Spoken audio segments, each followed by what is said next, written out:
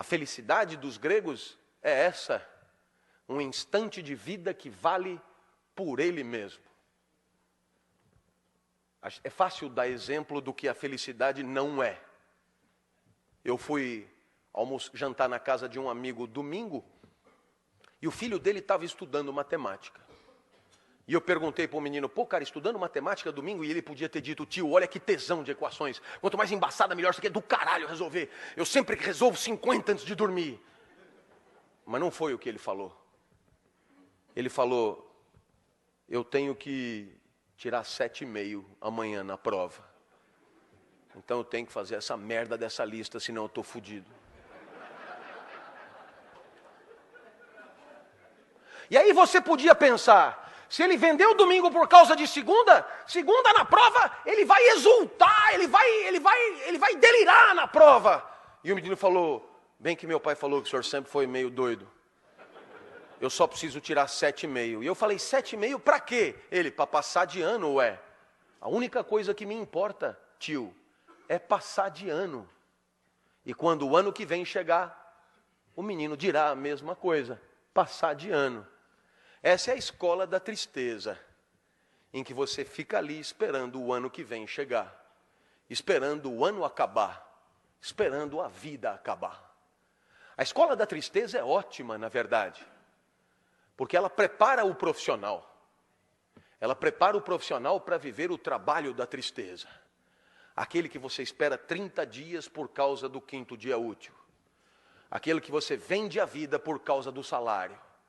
A escola da tristeza é a melhor preparação para a vida triste. A felicidade é um instante de vida que vale por si só. Até os 13 anos eu vivi muito mal. Eu era um CDF ortodoxo, hoje chama de nerd. Tirava 10 em tudo, mas não vibrava com nada. Meu pai tentava, me levava no Morumbi para ver jogo. E ele tinha que me avisar que foi gol. E aí eu vibrava para ele não ficar chateado. E ele, dos caras, caralho, cala a boca que nós vamos apanhar. Meu pai também me levava em escola de arte, né? Argila, pintura, guache, origami. Origami é o pior de todos. Uma folhinha de papel, 600 dobras na ordem certa. E aí tem um passarinho que você chucha no rabo, ele abana os dados. Se você errou uma dobra, fudeu o passarinho. E eles ainda chamam de passarinho da felicidade. A mulher chamou meu pai com uma semana e disse, olha, com seu filho aqui são 4 tipos de aluno. Super talentosos, que adoram isso aqui, outros que não têm tanto talento, mas também adoram isso aqui, outros que não têm talento nenhum, mas estão aí se divertindo, e o seu filho, ele não é daqui, pode levar ele embora. Aos 13 anos, o professor de geografia entrou, disse que não ia dar aula. O curso seria só de seminários, e para mim caiu o petróleo. Então, eu me preparei, e chegou o meu dia, subi no palquinho dos jesuítas de São Paulo, olhei para a classe, aquilo estava coalhado de gente. Comigo não tinha bullying, gostavam de mim. Conversar comigo era como ir ao zoológico, uma experiência diferente. Veio gente de outras classes para assistir. Aquilo, gente de pé. E pela primeira vez, ouça-me, pela primeira vez foi legal estar aonde eu estava. Pergunto, é preciso ser filósofo para entender o que os gregos chamavam de felicidade? Eu vou repetir, foi legal estar aonde eu estava. Pela primeira vez em 13 anos. Por quê? Porque até então eu sempre esperava acabar. Esperava a aula acabar, esperava o treino acabar, esperava a aula de arte acabar, esperava... Ali não, eu não queria que acabasse. E para não acabar, eu não começava. E olhava para todos. Esse cara é mais doido do que eu imaginava. O professor se irritou, o senhor engoliu a língua, eu tive que começar. E cheio de entusiasmo, falei tudo o que eu sabia em 15 minutos. E um amigo levantou a mão e disse, professor, deixa ele continuar falando, é tão legal o jeito que ele fala. E o professor disse, ele tem 50 minutos para falar, ele que fale. E a bola veio para mim. A bola do Muricy veio para mim. Quando a bola vem para você, e aí, velhinho, vai viver como? Você é livre, decide. Eu não sabia mais nada para dizer. Se eu fosse respeitar a geografia, eu tinha que dizer, eu não sei mais nada. Mas o meu corpo dizia, 13 anos de uma vida de merda, agora que tá do caralho, não sai daí. Mas eu não tenho mais nada para dizer, inventa qualquer porra, mas não sai daí. Então eu decidi inventar sobre o petróleo. Lembrei do meu pai. Meu pai nunca passou na porta de uma faculdade. Mas o meu pai dizia coisas que depois eu encontrei na mais sofisticada filosofia. Tem um filósofo chamado Nietzsche, que escreveu um livro dificílimo chamado Assim Falava Zaratustra. E o Zaratustra tem uma hora que ele diz mais ou menos assim: leva o tempo que for para perceber qual é a tua praia. Leva o tempo que for para perceber qual é o teu lugar. Mas depois que você descobriu, não recue ante nenhum pretexto. E o meu pai dizia, para trás nem para pegar impulso. E sempre com carinho. Isso, aplaudir. E depois sempre com carinho, seu bosta. Eu lembrei do meu pai e comecei. Até aqui eu falei das diversas bacias petrolíferas pelo mundo, está no livro de vocês, eu não vou me estender. A partir de agora eu vou tratar de um outro tema, mais fino, mais sofisticado, que é a qualidade do petróleo. Tem petróleo bom e tem petróleo que não presta. Anotem porque vai cair no vestibular. Eu olhei para trás e vi que o professor arriou os óculos, velho. Eu tive medo. Mas eu lembrei do meu pai, seu bosta. Ali não podia mais voltar, então eu me impertiguei mais e comecei. Todo mundo sabe que o melhor petróleo do mundo é o petróleo da Romênia. Começaram a anotar. Então eu me animei e disse do norte da Romênia, claro. Região da Sildávia, que eu tirei das aventuras de Tintim. Eu olhei para trás e vi que o professor balançava. Ele devia estar pensando, eu não sei porra nenhuma disso, esse cara não pode estar zoando com a minha cara. Eu vi que era hora de quebrar ele, para aproveitar a fragilidade. Eu falei, o senhor sabia disso? Ele assustou e disse, não sabia. Eu falei, anota para aprender alguma coisa.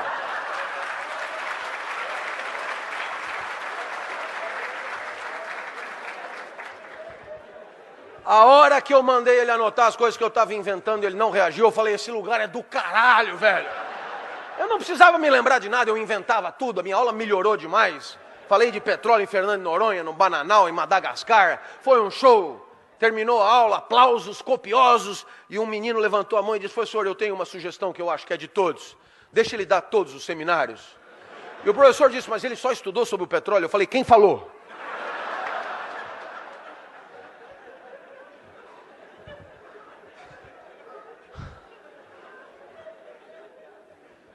Eu saí dali correndo, fui encontrar o Fusca branco do meu pai. E o meu pai me viu correndo pela primeira vez, eu nem andava, eu me arrastava. Ele me viu correndo, o que aconteceu? Eu comecei a contar o que tinha acontecido e meu pai entendeu. A vida tinha valido a pena ser vivida naquele lugar. Um instante de vida que valeu a pena viver ali, dando aula. Lição para toda a vida. Um lugar que é o meu. César Cielo, 50 livre. Eu na sala de aula. O senhor se acha. Não é uma questão de dar bem aula. Questão de ser feliz dando aula é outra coisa. É quando vale a pena estar ali, mesmo que não tenha salário, mesmo que não tenha aplauso, mesmo que não tenha recompensa, mesmo que não tenha nada, como de fato não tem. O que eu vou fazer se a vida só é boa ali, dando aula, com um monte de gente assistindo? E você dirá, professor, e essa felicidade que o senhor fala para o senhor é o quê? Eu poderia terminar aqui a minha palestra com essa para você. Existe uma coisa que é a alegria. Alegria é quando você ganha potência de agir.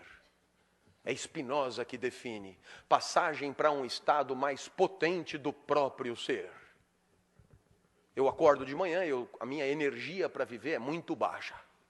Acordei hoje às 4, por exemplo. Eu sentei na cama e lembrei.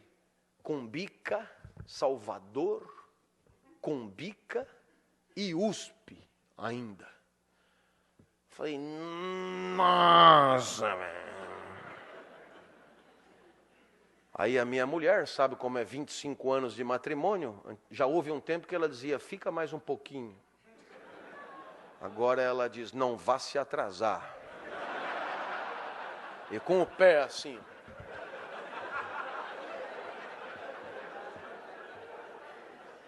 Fui no banheiro, tomei banho, melhorei um pouco, tomei um café, melhorei um pouco, saí, melhorei um pouco. E normalmente eu vou para a USP, quando eu chego na USP, eu adoro. Começa a chegar os alunos, eu adoro os alunos. E aí eu começo a dar aula e eu adoro a minha aula. Eu lamento te dizer isso. Parece um pouco arrogante, mas o que eu vou fazer? Eu adoro o meu jeito de falar. Eu poderia me ouvir eternamente. É impressionante como eu entendo quando eu explico. Então, às 10 horas da manhã, eu estou em cima da mesa gritando, e você perguntará, o que aconteceu entre 5 e 10 da manhã? Resposta de Spinoza, alegria, passagem para um estado mais potente do próprio ser. do próprio ser. Claro que não é sempre assim. 10 horas da manhã, abre a porta, é a mulher do departamento, secretária, a mulher medonha, e ela diz, os outros professores estão reclamando que o senhor grita muito. Pergunto, para onde foi a minha potência de agir? A isso chamamos tristeza. Passagem para um estado menos potente do próprio ser. Eu espero que você tenha entendido. Você vai pelo mundo, tem coisas que te alegram, tem coisas que te entristecem, e a tua potência vai numa senoide subindo e descendo. Impossível só se alegrar. Ninguém consegue se alegrar com o gol do Brasil e com o gol da Holanda, com o gol do Brasil e com o gol da Argentina. Não, a tristeza, obviamente, faz parte da vida. Para haver alegria, tem que haver tristeza. É óbvio que eu disse do próprio ser, porque não tem uma fórmula que dê para todos.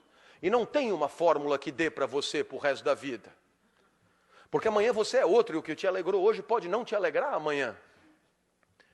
Você vem pela estrada e para, vê lá Rancho da Pamonha, você está verde de fome, come a primeira pamonha, a pamonha te alegra fudidamente. Pamonha e você, tudo a ver. Pamonha do caralho, velho. Aí você comete um erro a não cometer, fazer da pamonha um ídolo, fazer da pamonha uma qualidade de vida, uma lição de autoajuda, e pede a segunda pamonha, já vai te alegrar menos. Porque o comedor da segunda pamonha já não é mais o comedor da primeira pamonha. Já tem menos fome, mais glicemia no sangue, etc. Mas você é fiel à pamonha, pede a terceira.